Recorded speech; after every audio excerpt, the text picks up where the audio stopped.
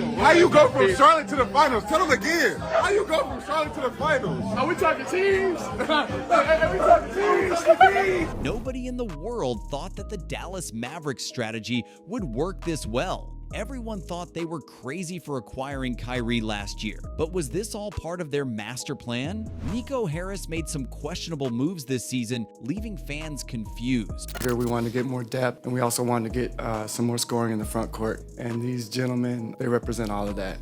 However, the Dallas Mavericks just did the impossible and beat 3 of the top 5 teams in the NBA and are going to the NBA Finals. So does this make the Mavs GM a playoff strategy genius? Were the Dallas Mavericks really the dark horse of the NBA? After beating 3 teams with 50-plus wins, they have just proved that they're the best team in the West. The NBA Finals are about to begin, and fans are excited. The Dallas Mavericks have had arguably one of the toughest paths to get here, as opposed to the Celtics' very easy road to the finals.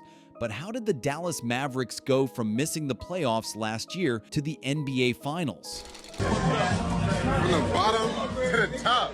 Tell them that we went from the bottom to the top. At the beginning of the season, the Dallas Mavericks were missing a huge side to their game, and that was defense. Before the acquisitions of PJ Washington and Daniel Gafford, the Dallas Mavericks struggled defensively. Ranked in the bottom 10 in the league, they lacked a strong defensive identity, consistent rim protection, and versatile defenders who could adapt to various schemes. This resulted in an inability to secure defensive rebounds, leading to costly second-chance points for their opponents. Fortunately, Mavs GM Nico Harrison made some of the best trade deadline moves this season. The return on these trades was instantly visible to fans as they brought in a much-needed two-way presence to the team.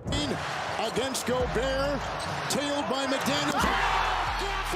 But these two bulls going at it. Gafford goes inside, lowers the shoulder, throws it down. This is a terrific shot blocker to help the defense. So Holmgren, an 80% free throw shooter, missed them both. Washington throw down on the other end to start. You got Number 17. Washington, with his ability to guard multiple positions, brought much-needed versatility and physicality to the Mavericks' defense. His confidence and intensity allowed him to match up against bigger players, enhancing the team's perimeter defense and reducing opponents' shooting percentages from beyond the arc. Washington's defensive adaptability also created more space for Luka Doncic and Kyrie Irving, making him invaluable on both ends of the floor. Gafford, on the other hand, significantly boosted the Mavericks' rim protection. Known for his shot-blocking prowess, he deterred opponents from driving to the basket and reduced high-percentage scoring opportunities. Gafford's presence in the paint also improved the Mavericks' defensive rebounding, helping secure crucial boards to end defensive possessions.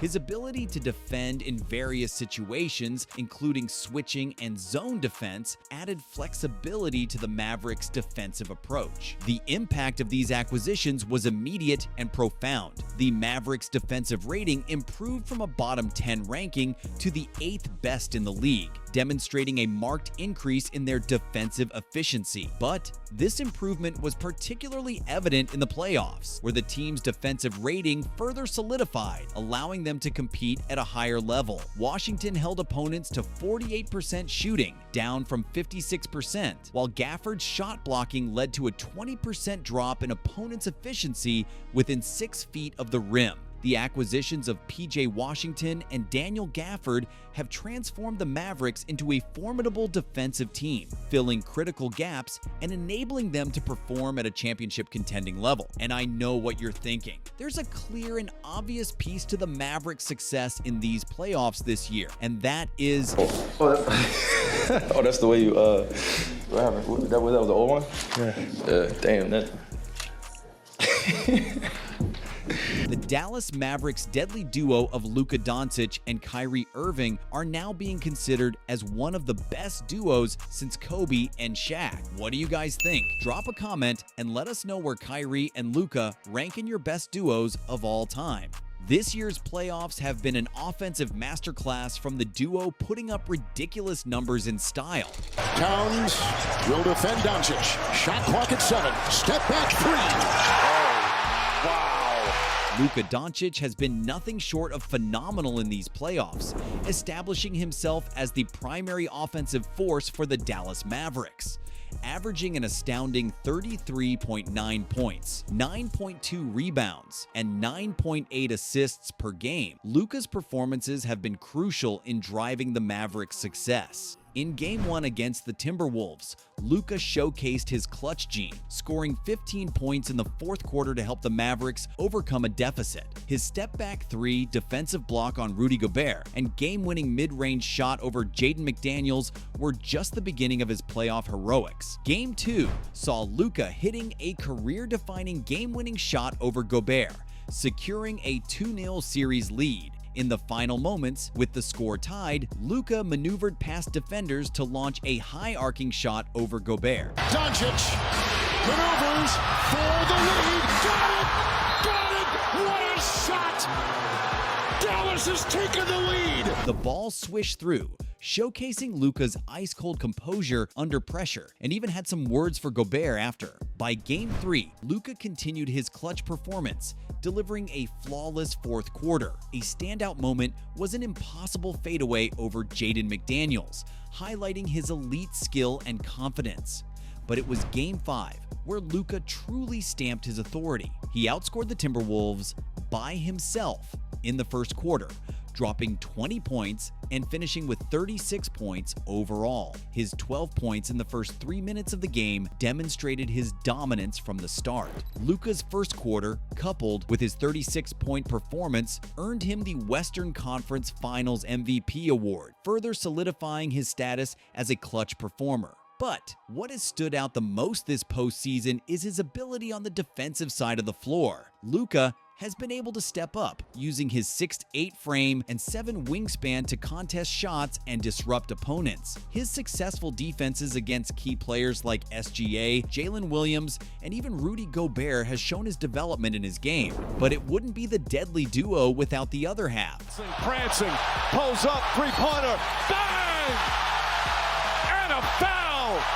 Whilst Luka Doncic has been able to put up historical numbers, averaging 33.9 points, 9.2 rebounds, and 9.8 assists per game, Kyrie Irving has been an essential second option for the Mavericks, complementing Luka Doncic's playmaking with his own scoring and leadership. Averaging 27.1 points, 5.1 rebounds, and 5.5 assists, Kyrie has embraced his role, consistently delivering high performances. Kyrie has shown his ability to make crucial plays in the fourth quarter, often teaming up with Luka for decisive moments.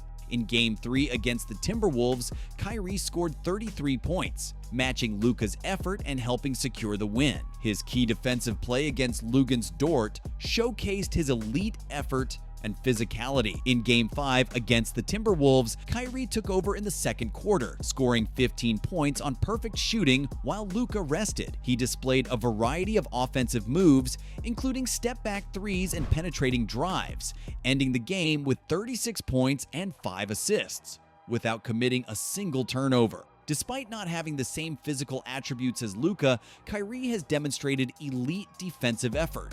His defensive stand against Dort, where he mimicked Derek Lively's shot blocking, highlighted his commitment to defense. Luka and Kyrie's chemistry has been a significant factor in the Mavericks' playoff run. Their ability to play off each other has created numerous scoring opportunities and kept defenses on their heels. In key moments, they have shown an exceptional understanding of when to take over and when to support each other, resulting in efficient offensive plays and clutch performances. Both players have stepped up as leaders, setting the tone for the team's defensive and offensive efforts.